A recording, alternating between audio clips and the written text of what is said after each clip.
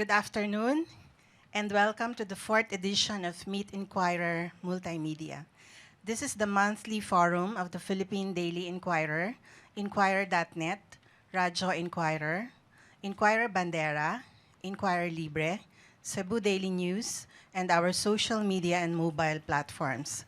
Let me acknowledge the presence of our Chair, Ma'am Marixie Rufino Prieto, our Editor-in-Chief, Ma'am Letty Jimenez Magsanok, our COO, Mr. Rene Reynoso, our News Editor, Mr. June Engracia, our Opinion Editor, Ma'am Chato Garceliano, INQUIRER.net Editor-in-Chief, Mr. John Neri, our Data's Chief, Mike Ubak, and editors TJ Borgonio and Tina Dumlao, our legal advisor, Attorney Raul Palabrica, and our editors, reporters, officers, and staff. Since our launch in July, we've had President Aquino, COMELEC Chair Andy Bautista, and early this month, our APEC Filipino business leaders, Doris Magsaysay Ho, Jaime Sobel de Ayala, and Bill Luz. Today, we have the first presidential candidate as our guest, who will be properly introduced in a moment. But let me just say, finally, you are here, sir. Our forum will be live streamed on INQUIRER.net, live on social media, and broadcast on Radyo Inquirer 9:90 a.m. at 7 tonight. At this point, may I request our chair, MRP, to formally welcome our guests. Good afternoon. I'd like to welcome Secretary Mar Roxas and Congressman Miro Kimbo. I just want to say that Mar is brave because he's going to be the first of the presidential candidates we will be interviewing. So on this basis, and I think that Inquirer would really like to get to know what all the presidential candidates. I think it's our role as a newspaper to be able to tell the public, the views of and thinking of all of the candidates. So like I said, you're the brave one, and probably all the next presidential candidates will say, oh, what did Mar say? So, but being the first also will, I'm sure, get a big impact for the public. And so we will begin by John will question. Okay. We will also be very fair in whatever they ask. And fun also. We have a surprise at the end. Thank you, Ma'am MRP. Finally, I would like to introduce our forum moderator, INQUIRER.net Editor-in-Chief, John Neri. Thank you, Juliet. Thank you, MRP. Good afternoon, everyone. It is my happy task to serve as moderator of the fourth Meet Inquirer Multimedia Forum. The first three were very interesting indeed. Judging by the buzz on social media, today's forum looks like another blockbuster. Just a quick word about the format. After the preliminaries, we will go straight to questions. After about 45 minutes, we will ask our guest of honor to give a closing statement, after which we will have closing remarks from our editor-in-chief. All clear? The other way around. All right, okay. We've prepared a 2-minute video produced by Inquirer Video Works using the work of Inquirer Research as our formal introduction to Mr. Mar Roxas. Roll VTR. Executive terms. As a congressman, Mar opposed consumer protection, underscoring the right of every Filipino to affordable medicines as his personal advocacy. January 2, 2000, he served as Trade and Industry Secretary. During his 4-year stint, he pushed for the development of the palengke as the basic unit of the economy and the root of progress, staunchly advocating not only consumer welfare and protection, but also trade and investment policies, particularly SME development.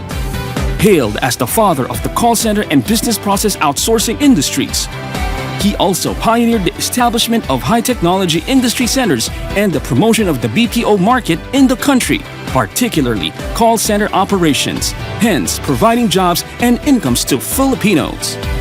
In the 2004 general election, he led the senatorial race with the highest number of votes ever garnered by a national candidate in any Philippine election at that time.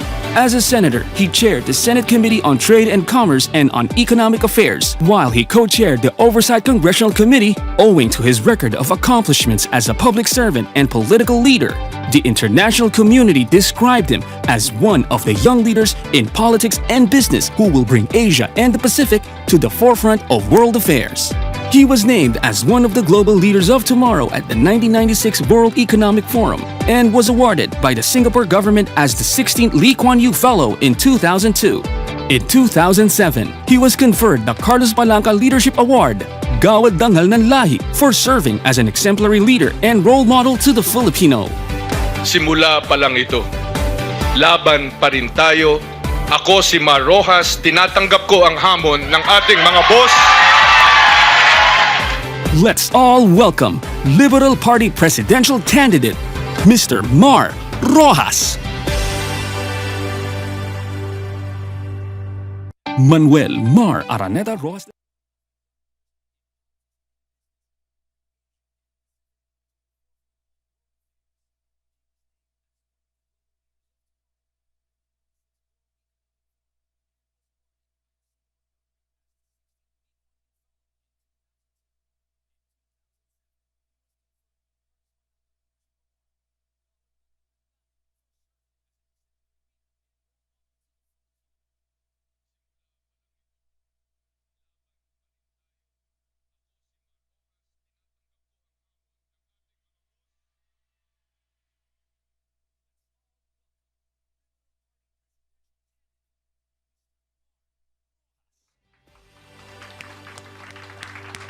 Mr. Secretary, welcome to the Inquirer.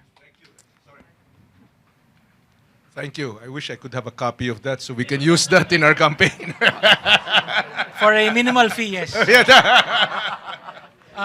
Mr. Secretary, I think you will find that the Inquirer Multimedia Forum will be both a free palenque of ideas and also maybe at times like an EDSA.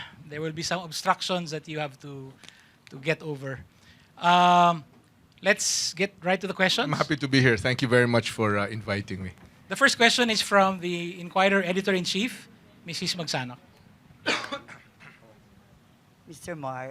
Yes, ma'am. We would like to know, the Inquirer would like to know, what is your position on the tax reform and of the 17 pending bills in Congress about this reform? Which one do you favor and why? Well, first on tax reform, I think just for the record, maybe the VTR failed to include it. No, the reason that minimum wage earners don't pay tax today is because of a bill that I enacted into law together with the Senate and the House of Representatives shortly after I became senator in 2004. I was the principal author of the law that effectively insulated the minimum wage earners from having to pay an income tax. No, and that's the law that is now currently in the books, which people are now wanting to revise. Obviously, all tax measures should be subject to review. I just don't think that it is wise to review tax measures in the heat and the political atmosphere of an election. Kasi kung dadating ito sa papogihan lang, edi wag na tayong mangolekta ng buwis. Di ba? Madali, it will become a dive to the bottom. So somebody will say, no, let's just say 20% tax. The next one will say 10% tax, 5% tax. Zero tax na lang. No? But as we all know, it's also taxes that fund all of the infrastructure, all of the services that government provides. No? So I'm in favor of reviewing the tax structure. I'm in favor of examining whether it's appropriate or not, given inflation, given the current situation that our economy and that our people are in. So, but I don't think that the election period and the heat and the political carnival atmosphere that is generated I by an think electoral that's process. about the line, the same line as President Pinoy. Well, then we think alike. All of us, I mean, most of us support this government Yeah. because our taxes are automatically deducted from our salaries. That's right. Salary employees, yeah. But those are the ones that are earning beyond minimum wage, no? So you're not I even think- considering any of the bills that you think, the bills pending now in Congress. Well, anti-dynasty. I'm in favor of it. no, would I mean push- the tax reform bills, 17 of them. Well, all of this get consolidated into a committee It report. should be, Yeah. So consolidated. at the end of the day, whatever is the consolidation will be what will be subject to debate. No, I think that No, but then this means it will have to be left to the next administration, which could be yours. Well, What would be under, your position then? my position under that administration is let's review it. No, let me give you a counterpoint. No, when we started in 2010, the total capital outlay of the entire government was roughly 175 billion pesos. Today, it is 580 billion pesos. Infrastructure. No? Next year, Congress, in the general appropriations bill that they passed, appropriated 800 billion pesos for infrastructure, roads, highways, ports, bridges, etc., all over the country. No? That's funded by our tax money. No? I think it's important, and I think that it's the responsible thing to do to say, yeah, let's not collect, but what are we going to give up? Because there's no free, it's a zero-sum game. If you take from here, you have to take also from here. No? Now, there are mechanisms under my administration. No? There would be mechanisms where we can improve tax administration, so we would become more efficient in collecting of taxes. At that point, then you can say, okay, those who are paying taxes, particularly those who are paying it through the W-2 form deduction, are entitled to a break. They've been funding this government for a number of years, and so let's give them a break. So I would be open to that. I just don't think that it's wise and it's responsible to debate this thing in the middle of the heat of an election campaign. But if I may ask a follow-up question, Secretary, we understand that the heat of the campaign can, generate passions and all that. But at the same time, the campaign period is precisely an opportunity for the candidates to hold forth on their positions. Well, you've heard my position. No? I'm the only candidate that actually has a track record, that actually has done something to lower taxes. I'm actually the only candidate that has on record said in my sponsorship speech in the Senate, that said, I believe that the money primarily belongs to those who earned it. I mean, that's my philosophical governmental approach. That's what I believe, and that's why I acted on it when I was given a chance. All of these wannabes, they want to do this, they want to do that. What have they done? They've had 3 years to act on this, right? I actually, when I sat in Congress in 2004, acted on it. One of the first bills that was ever filed in Congress, Senate Bill number one. It's a very low number, so it's one of the first bills that were ever filed in Congress. It was the first tax relief measure filed in the Senate, and I actually pushed it and advocated it until it became law. So I'm just saying that credential-wise, I'm the only guy on stage that has actually lowered taxes. And I think that speaks a lot about my commitment to being fair and to making sure that people's money, as much as possible, stays in their pockets. But I also am a responsible person, knowing that, if you will, if this was a homeowners association, we all contribute for garbage collection, for light, for the park, for the guard, for etc. So if we say, let's lower our homeowners association fee, okay, but something's going to be affected, right? So all I'm saying is, let's be responsible about this and not just say, well, let's not pay any fees. What will happen to our homeowners association if nobody pays fees in that respect? Thank you. The next 2 questions will come from the Chief of the Day Desk, Mike Limuba, and Editor of the Business Desk, Tina Dumlao. Good afternoon, Secretary.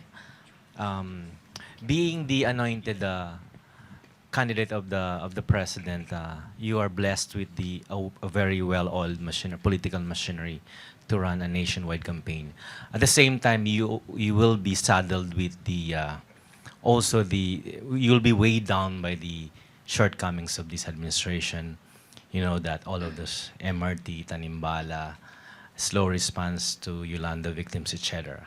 How will you turn the situation in your favor, given that you're running for the highest elected post? Thank you, Mike. No, I think that all of what you said is true, okay?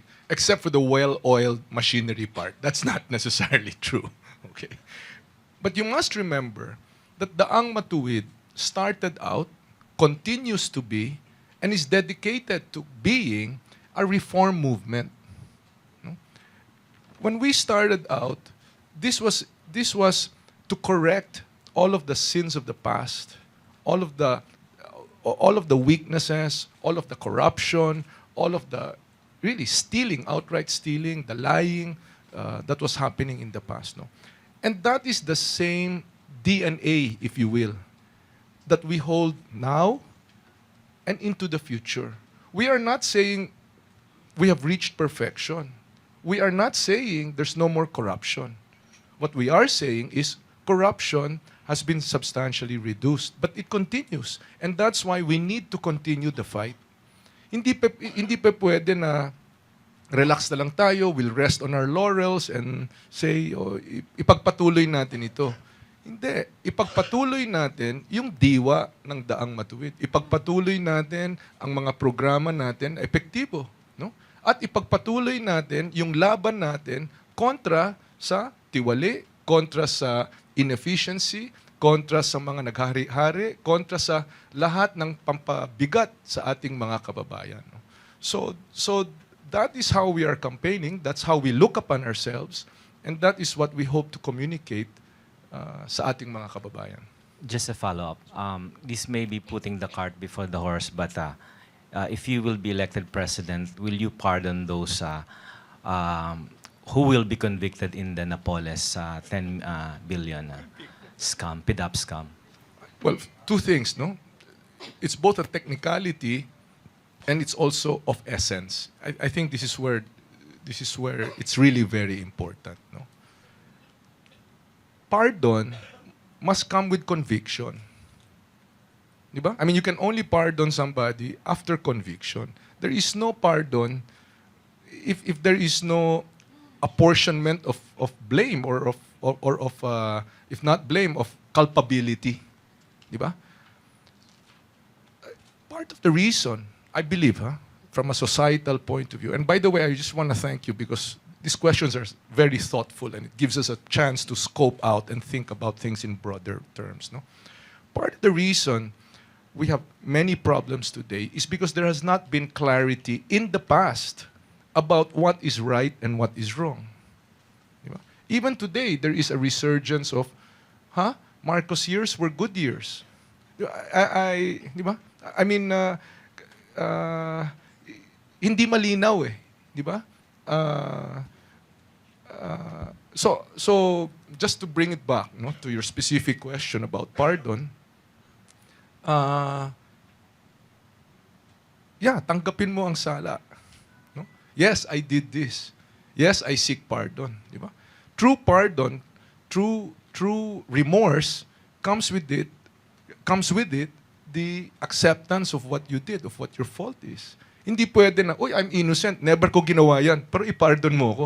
What are you pardoning me for kung hindi ko ginawa yan, di ba? Kaya hazy yung morality.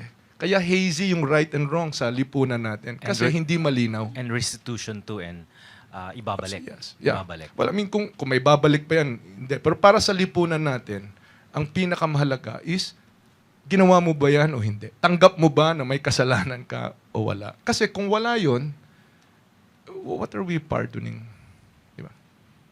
Thank you. Tina? Sir, specifically on traffic, coming from what Mike said, kasi that is the main, I guess, criticism on the Aquino administration right now for the ordinary person. So the question from the business section is, how are you going to insulate yourself from the backlash of that traffic when you go out on the campaign trail? There's Kasi no bata mo si Junabaya, he is always like the little Marojas when he goes around. Well, I mean, I don't know if that's good or bad for him. No, I just want to say, Junabaya is a Annapolis graduate. He's a lawyer. He's an engineer. He stands on his own. No? He was an aide of President Cory in his earlier. So, I don't want to in any way sort of becloud his own credentials and his own abilities. No, but having said that, no, there is no insulating myself from traffic. I am in traffic every day. I am together with everyone stuck in traffic as we go about our business. No? And I know the frustration and the anger that people feel as they see their hours wasted away, no? Sitting and inching their way towards whatever their destination is. Papasok ka lang sa trabaho. This morning, I had a 7 a.m. appointment in Makati. I left my house in Cubao at 6, and it was already quite heavy. People adjust, people leave their house before their kids are awake just so that they can get to work early. No? And by the time they get home, it's already late and their kids are asleep. So I know that. No? The point is, yes, traffic exists, but there are also solutions that are on the way. No? First, you have the NLEX, SLEX connectors. These are parallel to EDSA. Yeah. In effect, 2 of them are being built, and in a couple of years, this will be completed already. In fact, you can actually see the pilings, the postes that are being put up all along the alignment.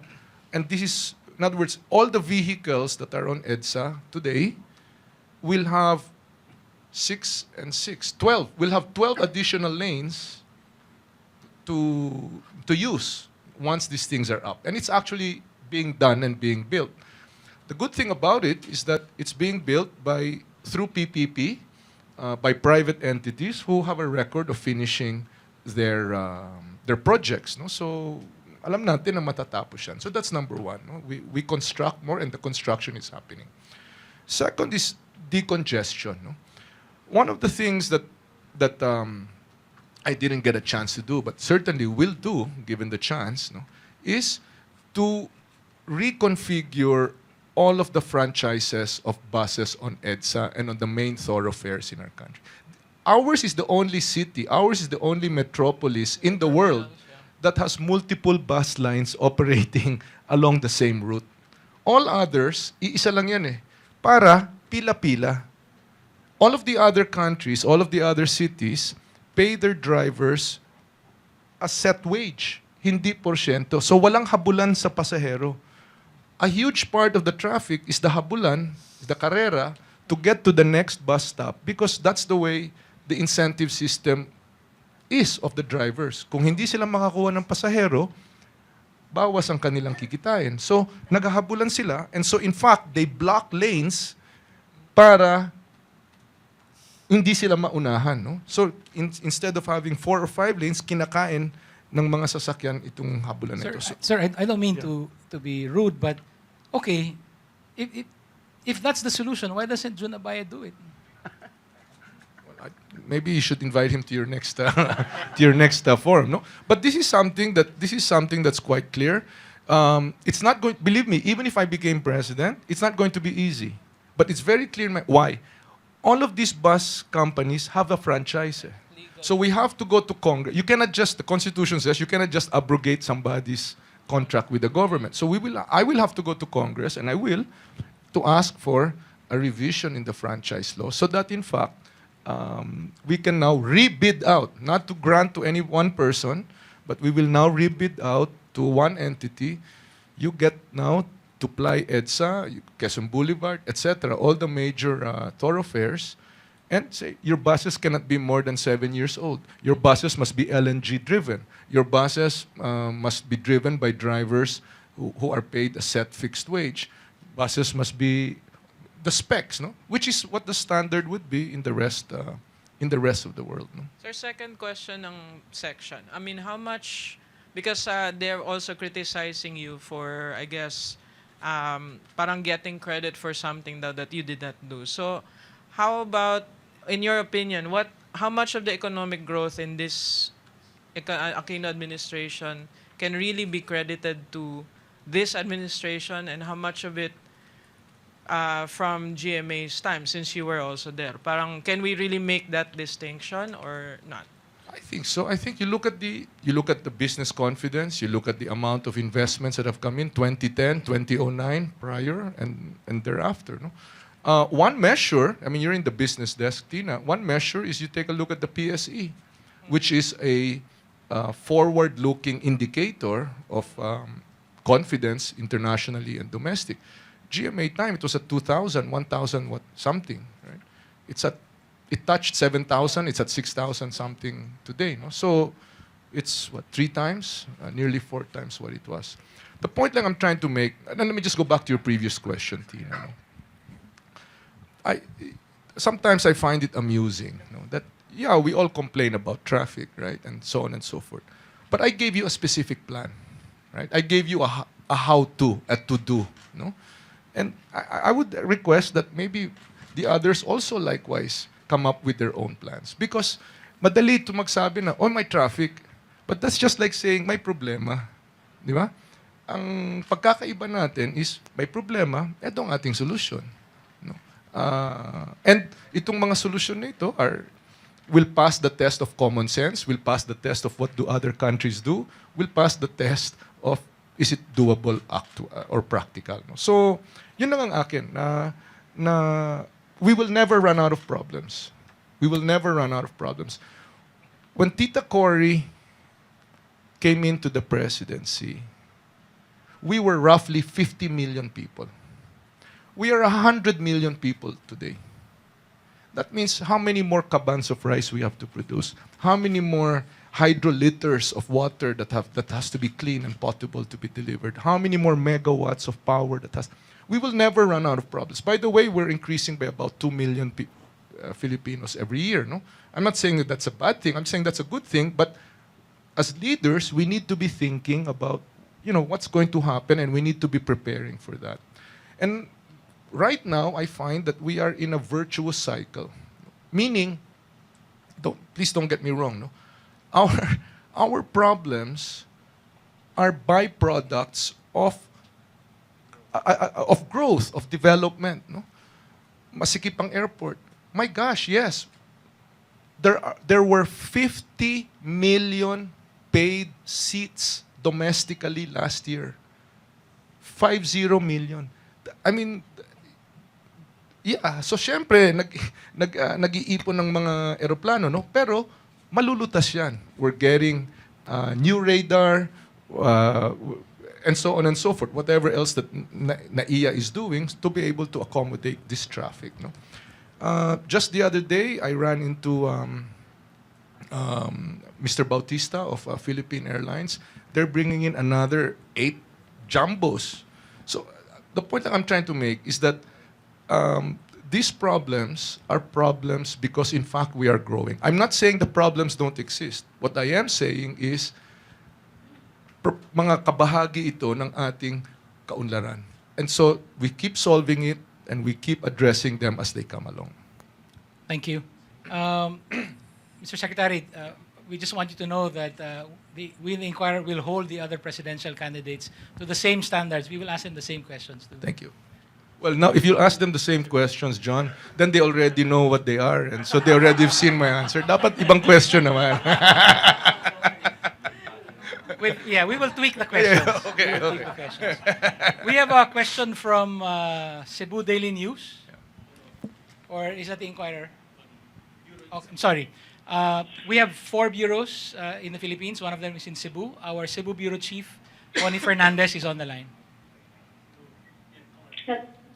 Hello. Yes, go ahead, Connie.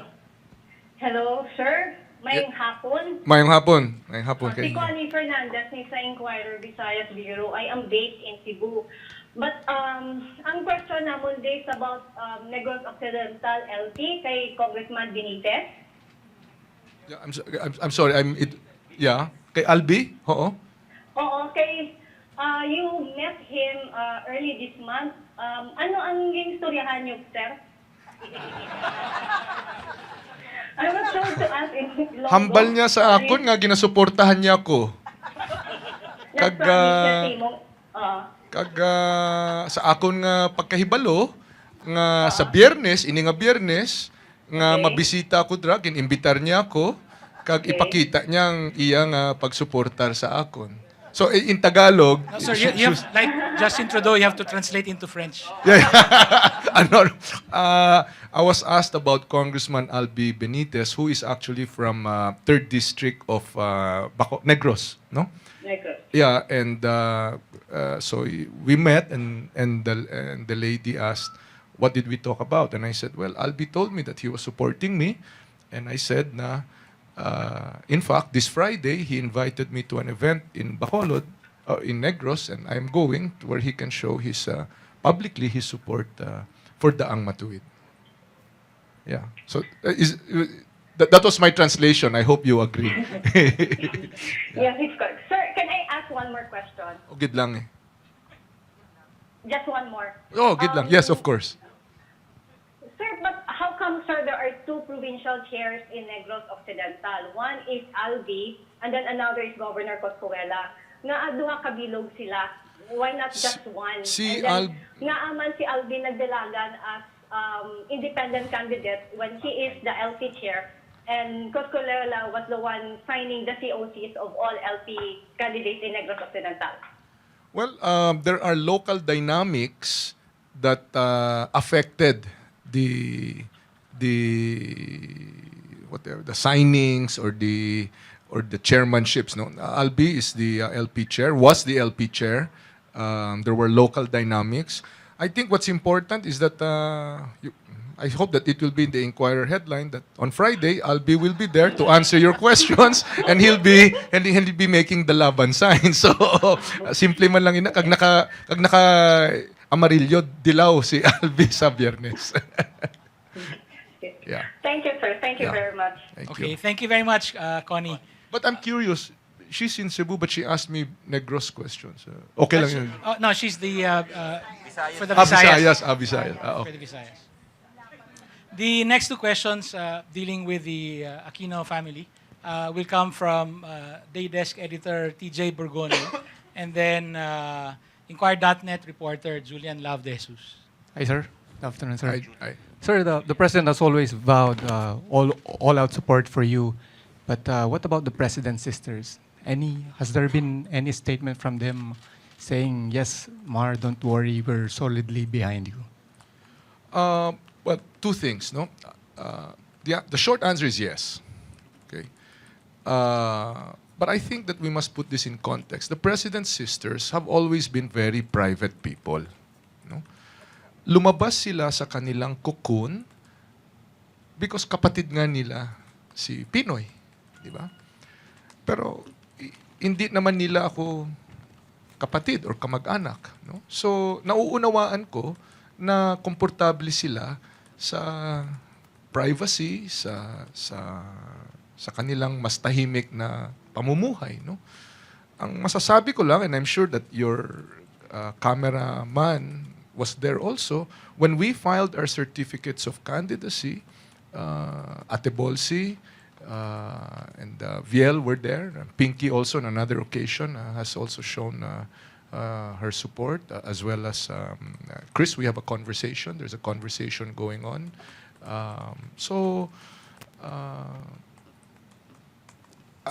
I'm comfortable. I am comfortable na the president and his family supports Daang Matuwid and Mar and Lenny. No? Alam mo, TJ, hindi naman ito tungkol sa akin personal ko. No?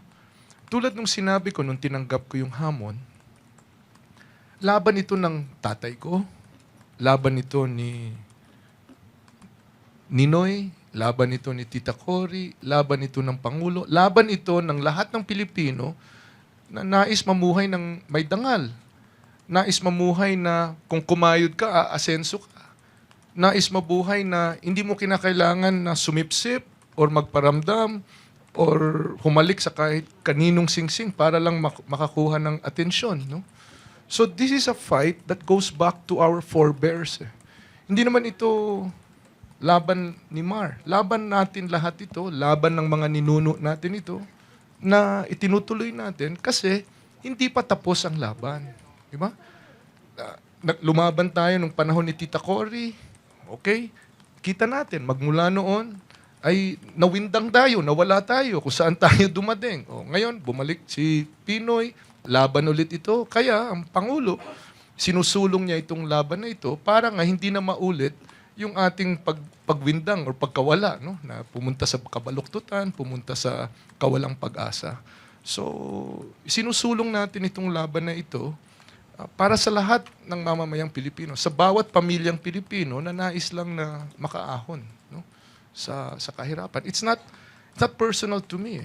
Everything that we do, every decision that we make, it's for the Filipino family, it's for the Filipino person na may pantay siyang laban.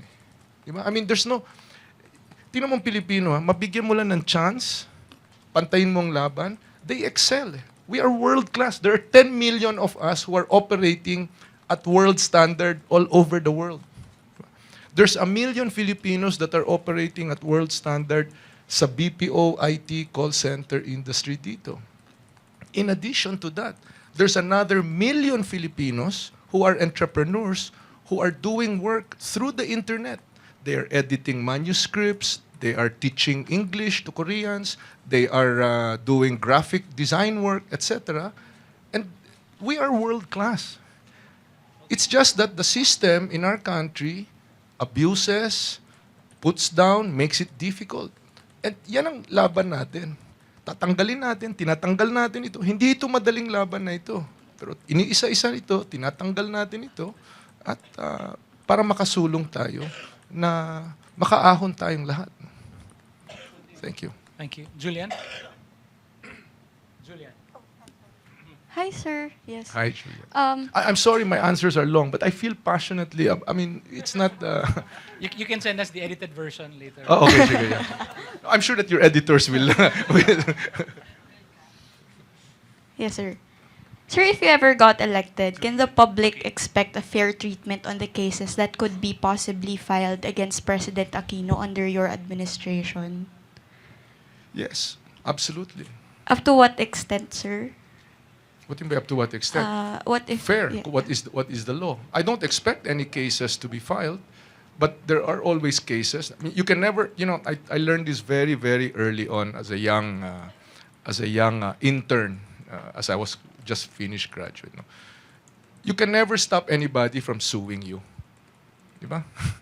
Because kung pumasok sa isip nila, nahahablahan ka, kakasuhan ka, you can never stop that, right? But what you can control is actually what you do. Eh kung malinis ka, hindi ka nagnakaw, hindi ka nakisawsaw sa kaban ng bayan, yes, it's a pain in the neck. Yes, it's harassment or whatever. Pero sa dulo, mapapawalan sala ka, di ba? And I'm firm in my belief that the president has been true to his oath of office and has been true to the people. Thank sir. you. We have about 12 minutes left. Sure. We I'm still have sorry. a lot of Okay. people on the question list, and we have a little intellectual exercise at the end of this, like a surprise activity. I'd like to ask our Inquirer news editor, June Ingracia, to ask the next question. Hindi ko alam kasama pala ako sa programa. Now, I asked this moments ago, so this makes it on the record. To what extent is President Aquino helping you in your campaign right now? Well, the president is the moral force. He's the founder of Daang Matuwid. He represents the current, and he has passed on the baton to the future. I think that's a substantial role. No? He is a point of inspiration for our people, for local government officials, for every person na na-touch ng Daang Matuwid. So malaking bahagi ang kanyang ginagampanan. Is he involved in daily or regular planning with your campaign? No. I mean, the general direction, we see each other occasionally and ano ng takbo, what's your travel plan, what's your schedule. Do you ask him to speak to someone who might be on the fence about supporting you? Hindi pa naman dumating sa ganon, but I know people have come to me and said na, uy, the president is really believes in you. Sabi, bakit? Nung bumisita siya rito, sabi niya, tuloy natin ang daang matuwid. So people have come up to me, and I appreciate that, and I acknowledge it by thanking the president. What role did he play in the selection of your senatorial slate? Well, he played a big role. It was a consensus decision, sort of consultative. The president's style naman is always consultative.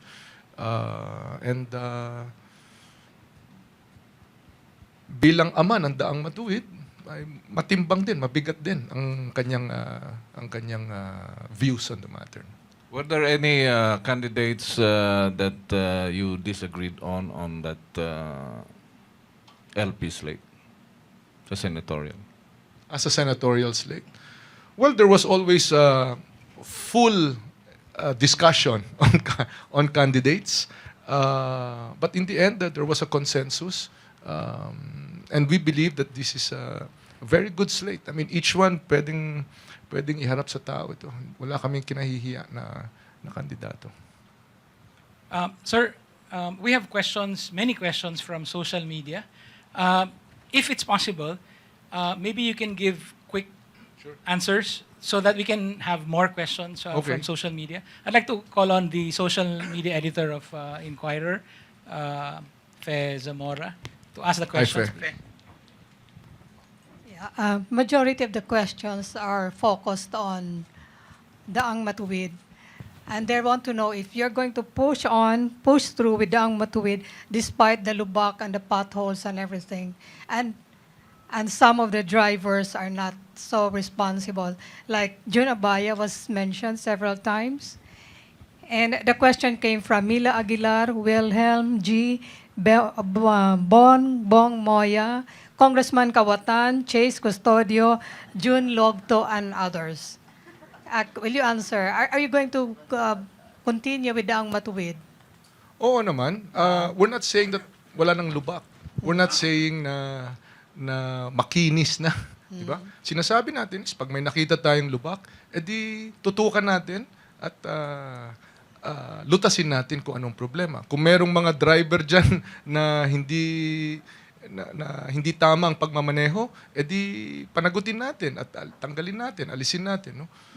Yung Daang Matuwid is a set of principles. Diba? Ang prinsipyo natin ay, una, kayo ang boss. Diba? Mangingibabaw ang interes ng tao higit sa lahat. No? Pangalawa, kayo gumawa nito. Consultative, inclusive. Lahat tayo kabahagi dito sa tagumpay natin. Kung magwawatak-watak tayo, wala tayong mapapalan. Pangatlo, kung walang korap, walang mahirap. Ito yung mga prinsipyo, ito yung mga batayang prinsipyo natin. So ito itutuloy natin. No? Ngayon, kung may makita tayong mahina o hindi maganda, di lutasin natin. Yeah. Sir, there's a question here from Ramoncito de la Cruz. He said, is it fair for people to say that they will not vote for you because of Corina? Well, I'm saddened to hear that. But Corina's my wife and I love her very much. And she's with me. And I'm with her. Yeah. Another question from Mila Aguilar. What will be her role in your administration? Well, she'll be my wife. No? I don't expect her to go back to her profession. She's given up her profession for this.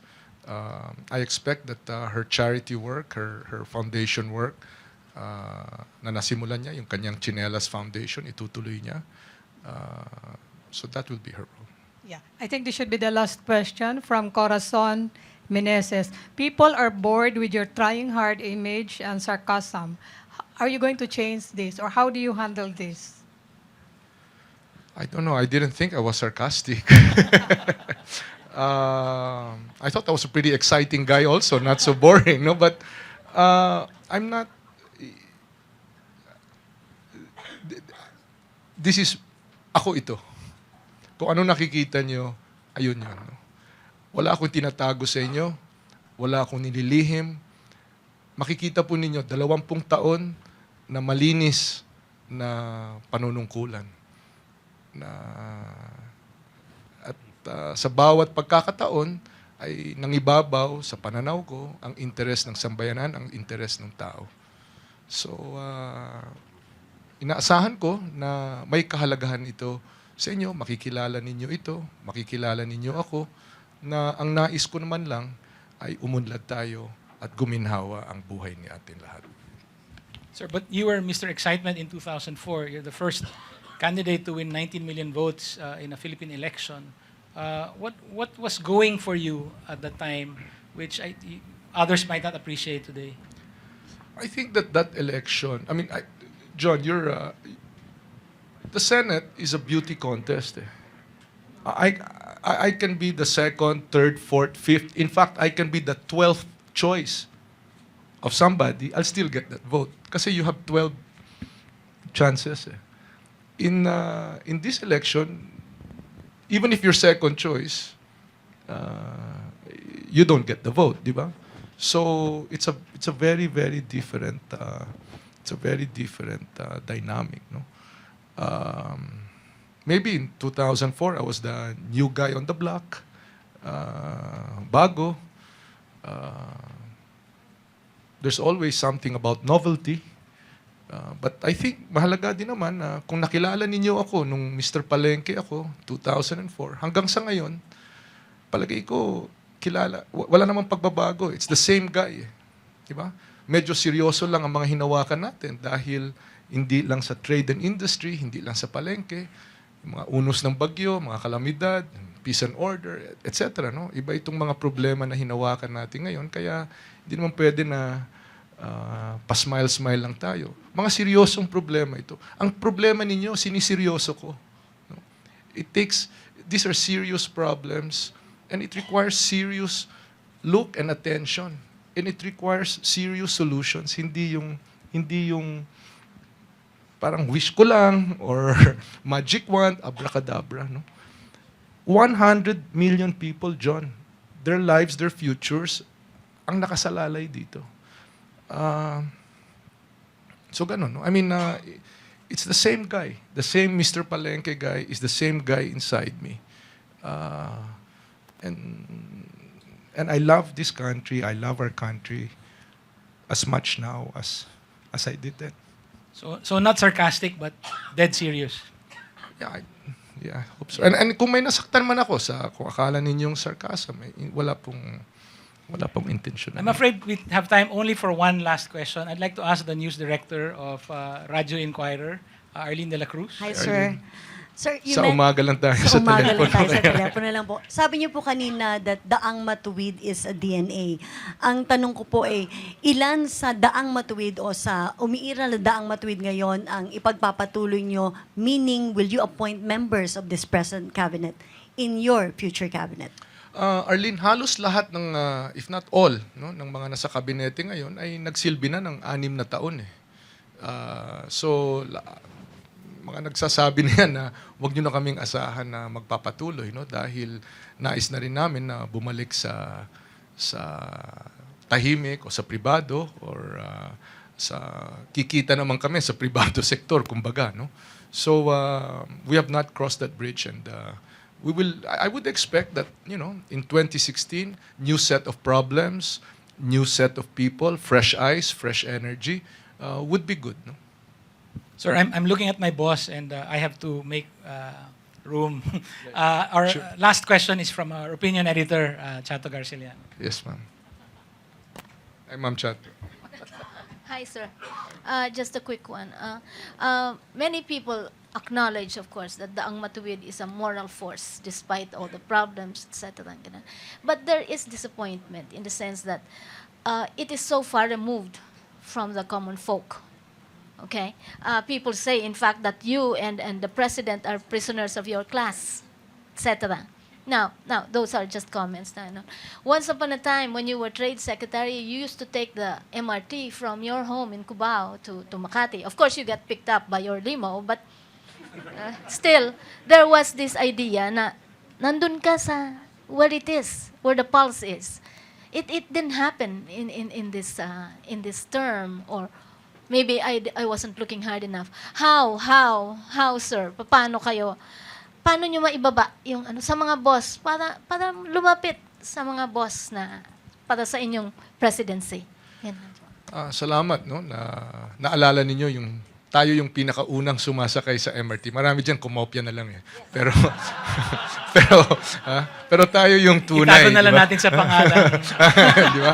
Pero yung trabaho pero hindi gimmick ito no because totoo naman nakatira ako sa Cubao, may Cubao Station, yung DTI nasa Buendia, may DTI station. So hindi ko ginagamit ito pang gimmick or pang pakitang tao. It was really an efficient way to go to work, di ba? Okay. Pero iba naman yung nung DOTC nasa Green Hill, nasa Ortigas lang eh, di ba? Tapos sa Krame. So hindi na yun naman magiging sumakay pa ng MRT dito, lapit-lapit ng opisina, di ba? So hindi naman kinailangan na sumakay ng MRT. The point I'm trying to make is nandun pa rin ako sa mga pinag-aabalahan ng ating mga kababayan. Nasa ibang paraan lang, no? Actually conversations, talks, dialogues, finding out yung kanilang mga hinaing, yung kanilang mga problema, at nandun pa rin tayo nakatutok. No? Walang kapalit. Yung halimbawa, yung 21 araw, 21 days, nandun kami sa Zamboanga, na nung sinalakay ng MNLF, yung Zamboanga City, nakikinig tayo sa mga nakatira sa Zamboanga, yung kanilang pangamba, takot, na their whole life, their whole society was under threat. No? I mean, that's real. That's keeping it real. No? At in every time that there was a calamity, nandun tayo sa Bohol, sa earthquake, nandun tayo sa Yolanda, nandun tayo sa Ruby. Every time na tayo ang nandun sa frontline, kasi trabaho natin yon, nakikinig tayo at nakikihalubilo tayo at dinadanas natin ang dinadanas ng ating mga kababayan. No? So, patuloy pa rin ang ating pagpunta sa mga palengke, chine-check ang mga presyo, kausap natin ang mga magsasaka tungkol sa kakulangan ng mga farm inputs, kausap natin ang magsasaka tungkol sa kakulangan ng credit na nauubos lang sa kakabayad ng 5-6 yung kanilang kinikita. In fact, hindi pa nila natatanim yung kanilang pananim na nabenta na nila sa trader kasi kailangan nila ng credit. So therefore, the trader demands a low price for the product that will be harvested 3 months from now pa. Di ba? So patuloy ang ating pagiging close sa ating mga kababayan at yan ang dahilan kung bakit ganito ang ating mga programa, no? Na mabigyan sila ng pantay na laban. Maisakatuparan ang kanilang pangarap para sa sarili. Secretary, thank you. We prepared a special series of questions. It's a little game which we feel might reveal more of your character. But it parang requires, Rorschach test. but it requires a special skill set, so I'm going to call on somebody else to moderate this session. I'm going to call on the editor-in-chief of Inquirer Libre, Mr. Chito de la Vega, to conduct the hashtag game. Good afternoon, Mr. Secretary. Pero ngayon pa lang sinasabi ko na si Nico Dizon ang katulong ko dito sa tagapag-ano lang. There will be 5 words and then you will match it. Dun sa hashtag na yan, nakikita po ninyo. Kung hindi nyo nakikita, pwede. Yan. Diyan kayo mamimili ng hashtag na yan. Yeah, dito lang. Okay. Yes, sir. And then I will give a word or name or whatever. Tapos 10. Kasi ma-match nyo kagad, sabihin nyo sa amin agad. No, but, okay. Isa lang, isang hashtag lang per ano. You're gonna give me all 10 or one One at a by time? one at a time. Okay, so hindi ko na pwede gamitin. Yes. Kung nagamit na, Mawawala na yun dyan sa listahan. I see. Okay. Hindi ho pwedeng, yan. Hindi ho pwedeng, hindi pwedeng ipagkasya. Hindi ho pwedeng laging hashtag vote for me, gano'n. Hindi ho pwede. Are you ready, sir? Well, even if you're not ready, we're ready and we're going. Here we go. Okay. And away we go. And kasi nagustuhan ko yung sagot nyo kanina about love, ang first word natin is Corina.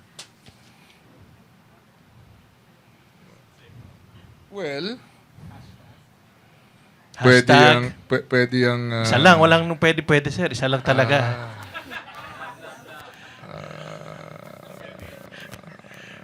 O di, love. Yeah. Good answer, Yara. Our second word. Makakauwi ako nga mamaya. Second word is Wharton.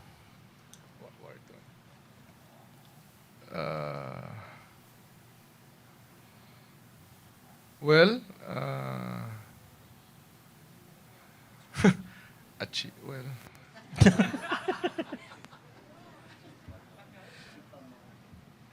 Katotohanan is humble brag.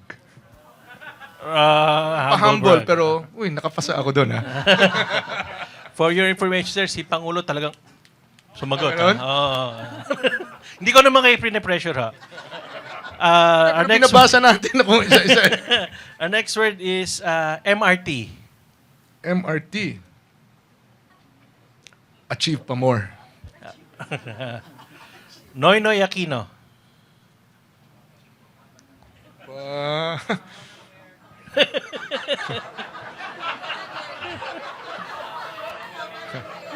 Haba. Manipis na nga, kawawa. Ano, sa BFF. Okay. Parang, ang tanong is, yun din ba ang tingin niya sa akin? Nasa BFF na rin naman tayo, sir. Jojo Binay. Jojo Binay.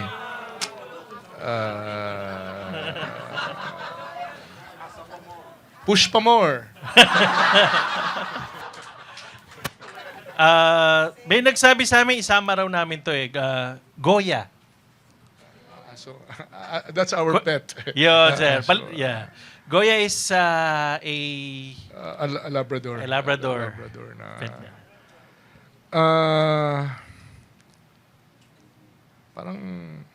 Parang wala eh. Parang substitute anak namin eh. Kasi sa totoo lang, wala pa kaming anak. You know? So, saan ba yun? Fantastic baby. O sige, fantastic baby.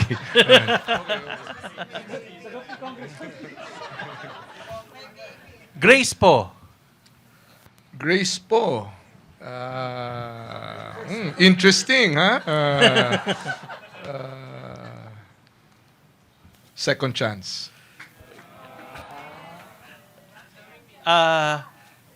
Fiesta Carnival. Fiesta Carnival. Lumaki ako dyan eh. Blessed, First Love, Vote, PH, Pabebe, Mayflower. Mayflower? May Forever.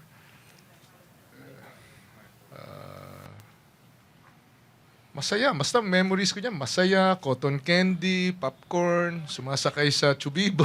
Yan ang, ano bang... First Love. Oh, sige. First Love, sige. Okay. First Love, sir. Okay, down to 3 na lang to, sir. Unahin na natin yung mga madadali muna. Mar Rojas. Mar Rojas.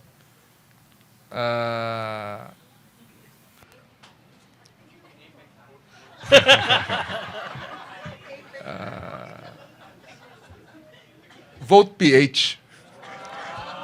Uy, naisingit, sir. Di mo akalain magagamit yun, no? Lenny Robredo. Lenny Robredo. Blessed. And Duterte. Duterte.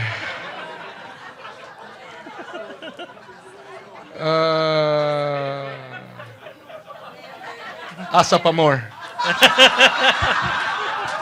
Thank you, sir. Thank you. Thank you. Thank you very much.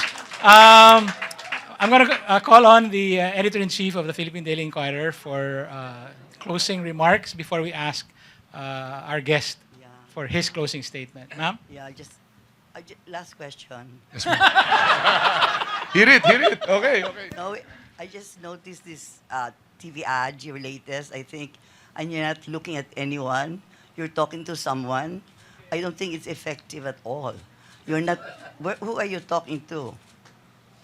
I will tell them. I will tell that to the to the person who made it. And then a little Thank you for that feedback. Yeah. A little backstory that I met you in, I think, the time of ERAP, when you were DTI secretary. Yes, ma'am. And you were dating one of my contemporary colleagues in the media. And yet you called me Tita Letty. Okay. I'm not complaining. Then Just you for would the like- record, because Corina might be listening, this was when I was still a bachelor. Huh?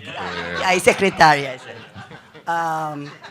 I'm going to, first of all, with many thanks, I'm saying thank you so much for giving us some of your time, spending time with the Inquirer, and I think you really enjoyed it. And so we would like to hear from you now, uninterrupted.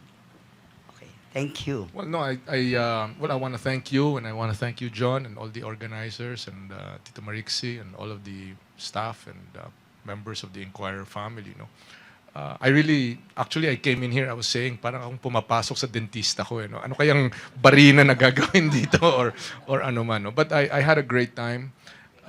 Thank you very much for making me feel comfortable.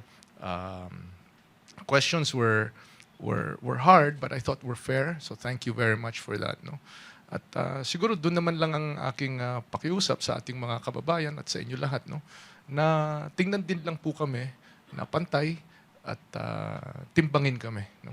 Hindi ako takot na titimbangin kami at kikilatisin kami tulad ng pagbili ninyo ng inyong mga pagkain, ng inyong mga binibili. No? May tinatawag na value for money or value for your confidence. At pinapakiusap ko na tingnan po kami ng ganun lang ng pantay. No? I want to thank the Inquirer for this opportunity and through your media, all your platforms, to be able to reach out at makipag-usap sa ating mga kababayan. Maraming salamat. Thank you very much, Secretary. I'd just like you to note that as of 3:40 p.m., the hashtag #MeetInquirer trended in the Philippines. It was number 5. Is that good? You know, just a short distance away from Aldab. And, Pero medyo malaman. yeah, so now we're just waiting for Vote PH and Love, Love, Love. So on behalf of the Inquirer Group, thank you very much, Secretary, for making time for this. Thank you. Good Thank you very afternoon. much. Thank you. Good afternoon. Mr. Secretary, photo ops with chairman and editor.